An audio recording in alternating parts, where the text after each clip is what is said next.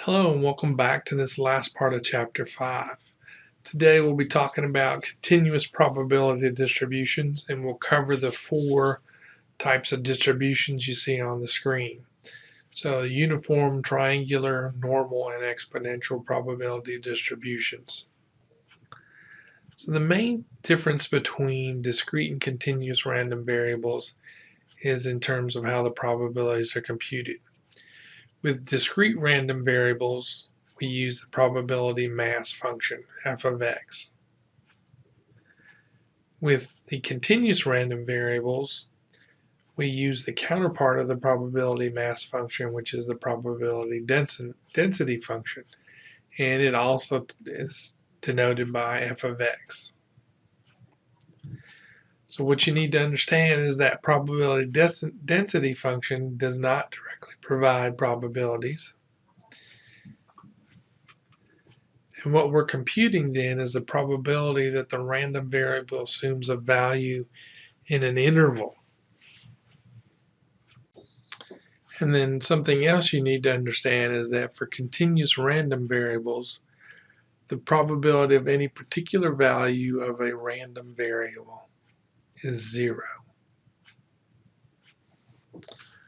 So the first continuous probability distribution we will look at is the uniform probability distribution. What that means is every interval of a given length is equally likely. When that happens, the random variable x is said to have uniform probability distribution.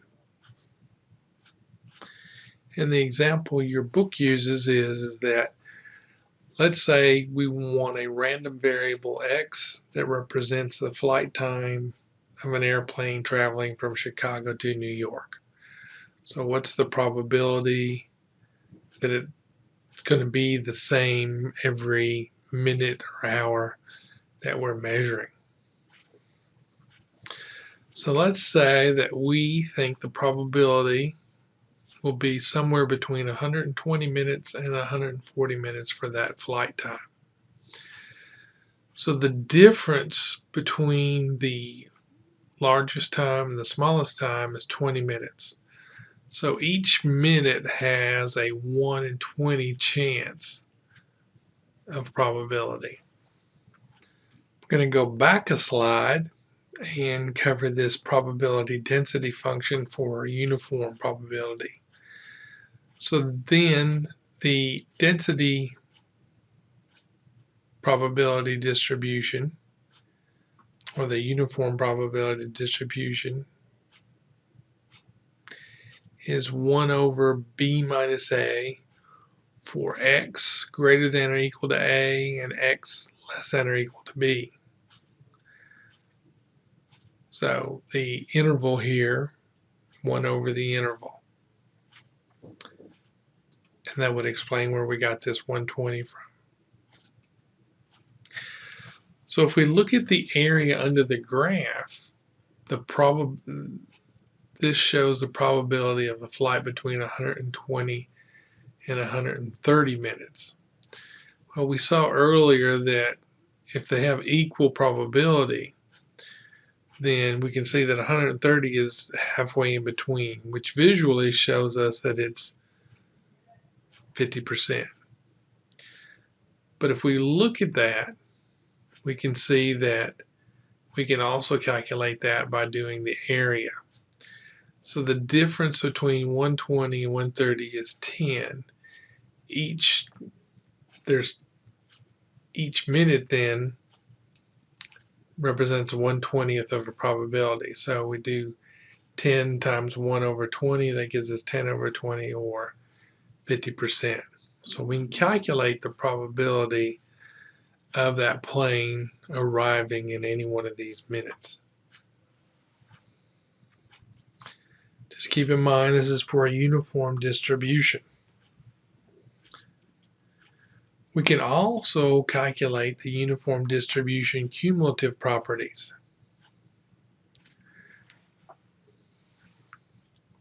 And the calculation for the expected value and the variance for a continuous random variable is analogous or similar to that of a discrete random variable. So here, if you'll see, the expected value is a plus b divided by 2, where a is and b are the endpoints of your interval. The variance then is the interval squared divided by 12. And you can look up some proofs on the internet if you need to delve more into that. The next type of distribution we want to talk about is the triangular probability distribution. And this is useful when you have subjective probability estimates are the only thing that's available. So that's what somebody thinks is a good probability. They haven't calculated it out from previous data. So to use this triangular probability distribution, you need to know the minimum possible value of A, the maximum possible value of B, and the most likely value of the distribution of M. So you need to know the mode. And the mode is how the most often occurring. And so if you can come up with these values, then you can assume that the triangular distribution applies. So in the example of your book, we have a initial assessment of some corporate headquarters construction. The best possible estimate is 6 months. The worst possible estimate is 24 months. And the most likely amount of time required for the initial estimate phase is 12. So we draw that out. And let's say we want to know what's the probability that X is less than or equal to 12 but greater than 6. So the area underneath the curve, the triangular curve that is shaded here, and that's what we want to calculate. So the probability density function is as follows. So you can plug your numbers in for these equations. As long as we know A, B, and M, then you can calculate that out. So notice what we're calculating here.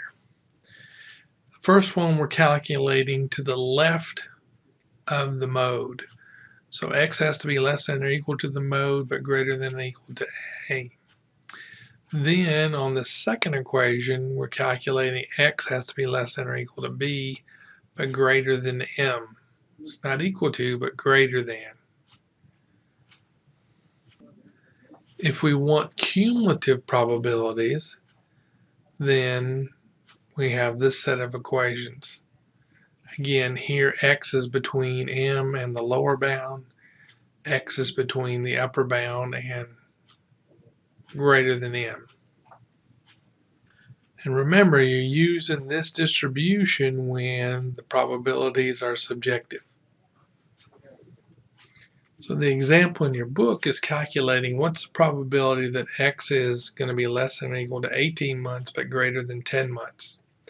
In order to do that, you have to make two calculations. One is the probability that X is less than 18 months, and then the other one is the probability that X is less than 10. So we would get all of this, but then we don't need this area here, so we subtract that out, and that would leave us the area underneath the triangle. So if you're working some of these problems, it might help to graph out the triangle. The next type of distribution we want to talk about is the normal probability distribution. And this is probably the one you've probably been exposed to the most. Data that has been found to follow a normal probability distribution include heights and weights of people, test scores, measurements, uncertain quantities such as demand for a product, the rate of return on stocks and bonds, or the time it takes to manufacture a part or complete an activity. So that's going to follow this normal bell-shaped curve. Notice that in the mean in the bell-shaped curve is the highest point. Then you have a standard deviation that lies on both sides. After 3 standard deviation, that's an outlier that we've seen before. The normal probability density function looks like the following you see on the screen. You'll need to know the mean, and you'll need to know the standard deviation, and then some other constants that we have is pi and e.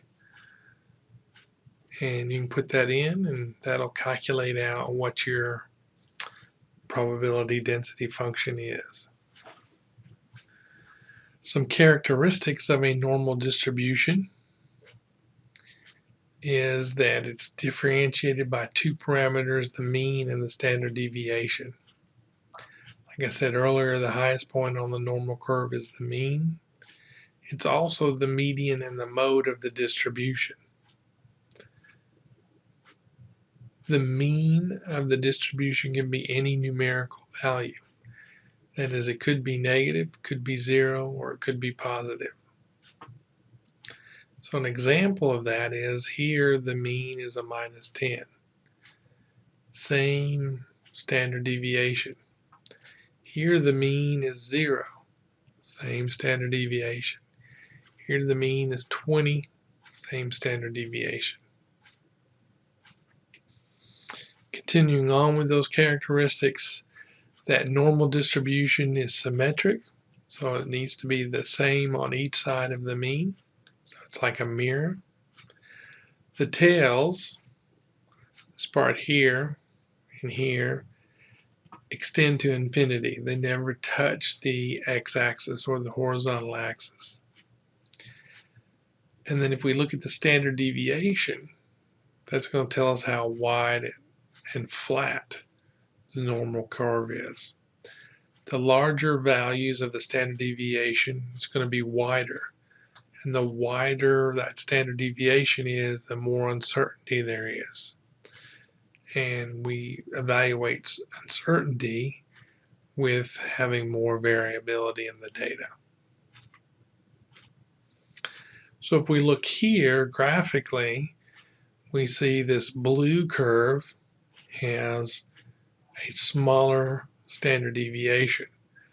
So that means there's less uncertainty. Whereas here with this black curve has higher variation or higher standard deviation. And that means there's more uncertainty. We've discussed that the mean of the distribution can be any number.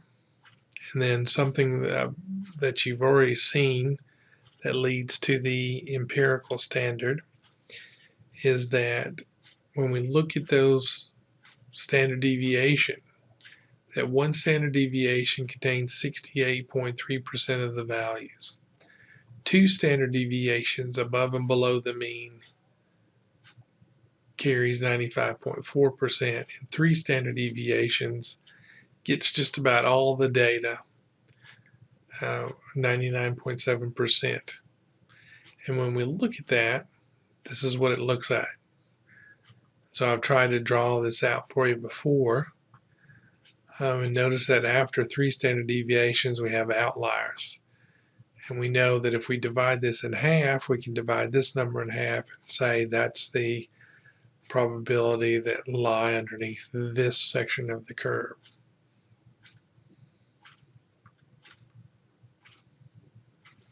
So using the example that your book has, let's apply this normal probability distribution to some aircraft engines. So there's a company called Greer that offers performance-based sales contracting, based sales contract guaranteeing that engines will provide a certain amount of lifetime flight hours, subject to the airline purchasing a preventative maintenance service plan. So based on their flight testing and computer simulations, the company believes that the mean lifetime flight hours is normally distributed with a mean of 36,500 hours and a standard deviation of 5,000 hours. The questions that we can answer now, if we assume it's going to follow a normal distribution, is what's the probability that the engine will last more than 40,000 hours? So you might diagram it to look something like the following. So we know here's the mean, and then we can look at the standard deviations. Well, one standard deviation is 5,000, so that would be 41,500. So that 40,000 is less than one standard deviation. So Excel has a function for us to use called normal.dist, normal distribution. We put in the value that we want to look at, 40,000. We look at what's the mean. So let me continue on here. So you'll need to know the mean and the standard deviation. So here's B1, that's the mean. That's the third argument you put in. And then the second argument, and the third argument then is your standard deviation. Note they're both absolute in case you want to copy them down for some other values. You might set it up differently. And then you can do true or false here at the end. Again, if you want the cumulative distribution, you would do true and do false for just that particular value. So notice that it returns 0.7580. Well, clearly if it's on the portion of the graph, it's not 75%. So it's everything that's below that. So that's the probability that x is less than or equal to 40,000, which is 75.8%. So the probability that it's greater than 40,000 is 1 minus this value, which gives us the 24.2%. The last question is how many lifetime flight hours should Greer guarantee if Greer wants no more than 10% of aircraft engines to be eligible for the discount guarantee? So what that's asking then is the normal distribution inverse. And we can put in the 0.1 or 10%, the mean and the standard deviation, and that gives us this value here of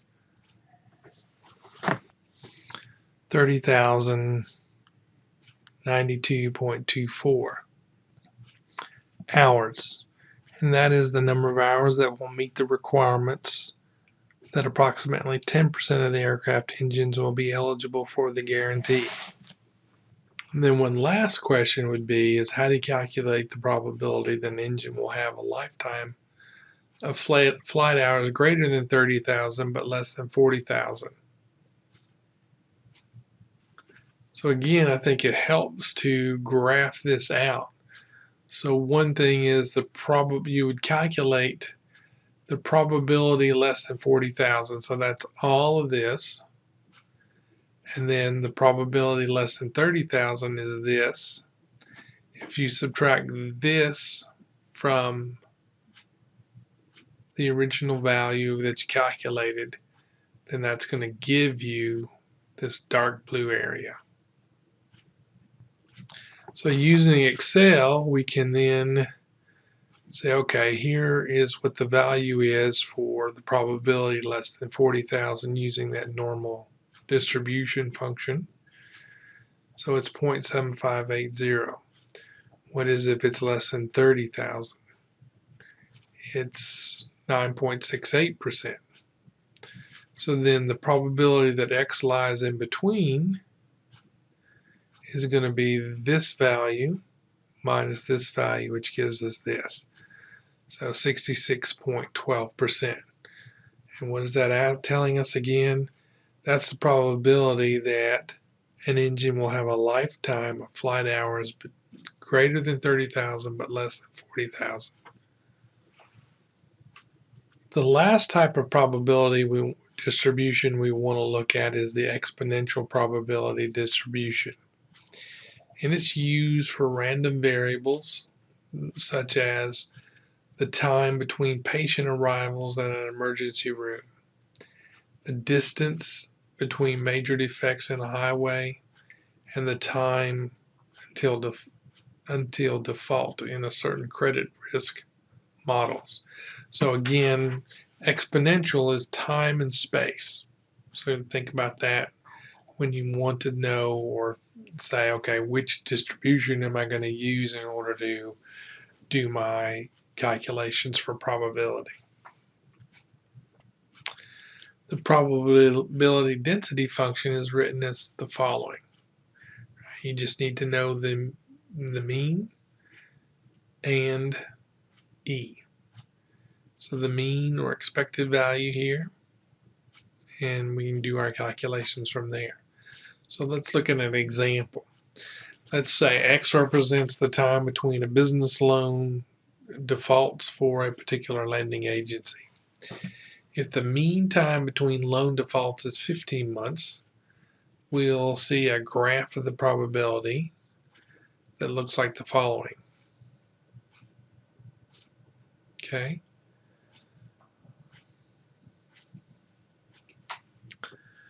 To complete the exponential probabilities, we use this exponential distribution for the cumulative probabilities. So the probability that x is less than or equal to x sub 0 is equal to the following.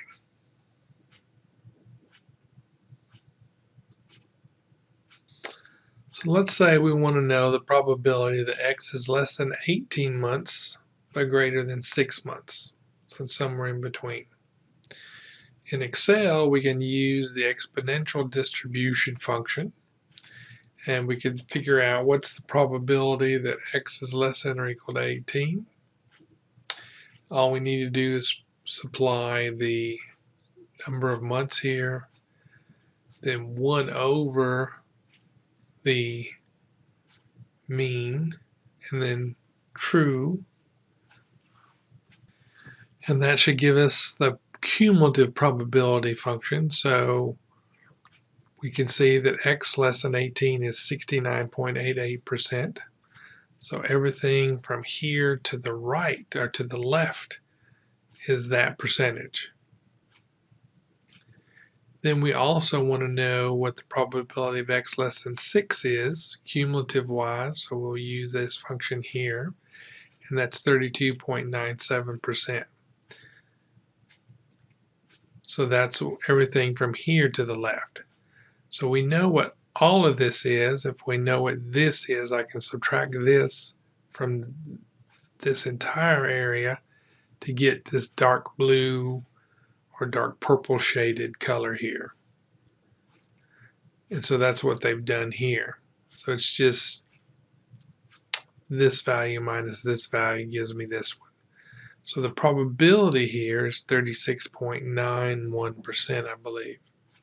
And that's where that value came from.